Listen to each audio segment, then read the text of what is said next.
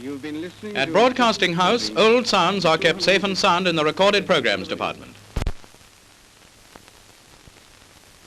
Now for home listeners, tonight's American commentary is by Raymond Graham Swing and is broadcast. A Pathé reporter interviews director Linton Fletcher, who tells something of his department's interesting work. Well, you were talking about the objects of recording. Oh, yes, that's right.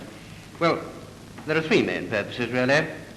I think the first is to record things when they happen, of course, but keep them. That's the point. Keep them until an hour when people can listen. Then, secondly, we use recording cars to try and go after those things which are beyond the reach of the studio microphone. And in the last place, we try to preserve for posterity and for the basis of future programs at least some of those things which, well, characterize our life and times. As recorded programs director, I suppose that you're largely concerned with the kind of thing that should be recorded. Yes. Yes, we look after the interests of the program divisions. And we have to act as a sort of clearinghouse for all the requests for recording and reproduction that comes to us. We also have to rearrange and edit a great deal of the material that's recorded. You see, a program that's been recorded for home listeners isn't going to be much use for overseas. Tell me, does your department make the recordings? No, that's actually done by the engineering division.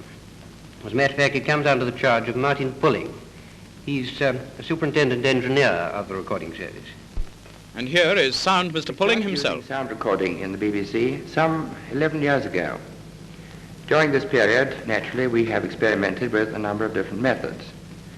Today, there are 4 of these in regular use, depending on the type of program to be recorded and the use to which it will be put. The very earliest, first to be used, and one which is indeed still in use today, is one which employs magnetized steel tape. The most recent method to be adopted is a type of disc recording using large discs, but turning at about half the usual speed.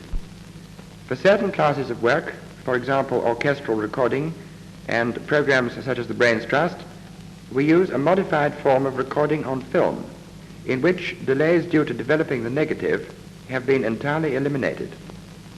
This is the disc system, the most commonly used method of the 4. We record on discs consisting of a metal base which has been coated with a layer of lacquer. From these discs, permanent gramophone records may be prepared, or, and this is most often their fate, they can be used for immediate reproduction. The discs made by Mr. Pulling's department are then passed on to us for any necessary rearranging or editing, and for distribution and final reproduction. Well, that's one of the ways in which we collect material and put it together. You know, we've got about 10,000 records in this library. Of course, we haven't made them all ourselves. Some of them have been given to us by the gramophone company. And indeed, it's in that way that we've got records of Sarah Bernhardt, Theodore Roosevelt, and, oh yes, Gladstone, too. The Gladstone record, I believe, was made by Edison. Now, we have some actual pictures of him with his original phonograph.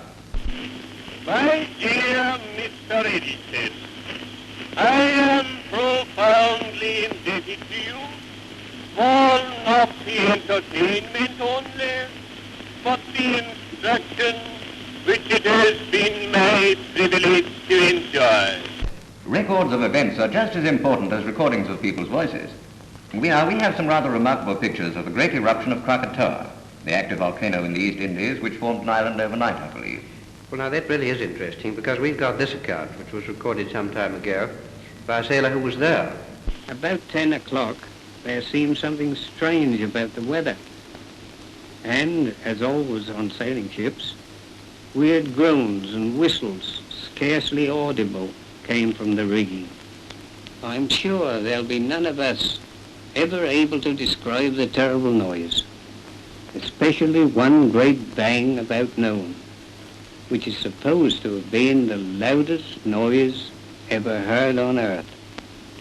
The whole heavens seemed a blaze of fire, and the clouds formed such fantastic shapes as to look startlingly unnatural.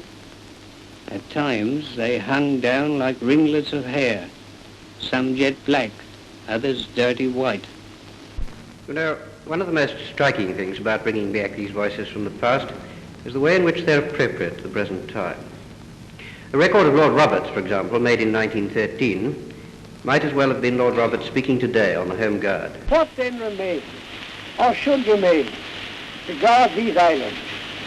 Our answer, a citizen army, to ensure that no foreign foe should ever set foot upon the sacred soil of these islands. Here's an interesting comparison between two extracts from speeches by the same person. Mr. Winston Churchill.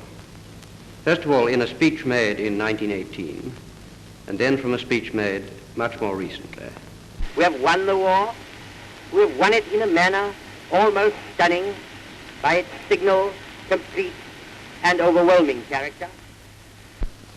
Their generals told their prime minister and his divided cabinet, in 3 weeks, England will have her neck wrung like a chicken. Some chicken. Some neck.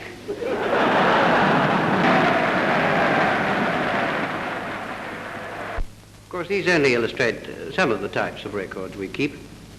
And all these records pass through our libraries where they're indexed, cross-indexed and filed. We have dialects, which were it not for these records, would never be heard again.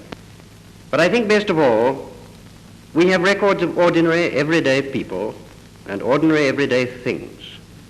And these are the records which will convey to our children and their children some idea of our way of life during the present world struggles. Perhaps these records will afford some means of measuring progress in the best sense of that term.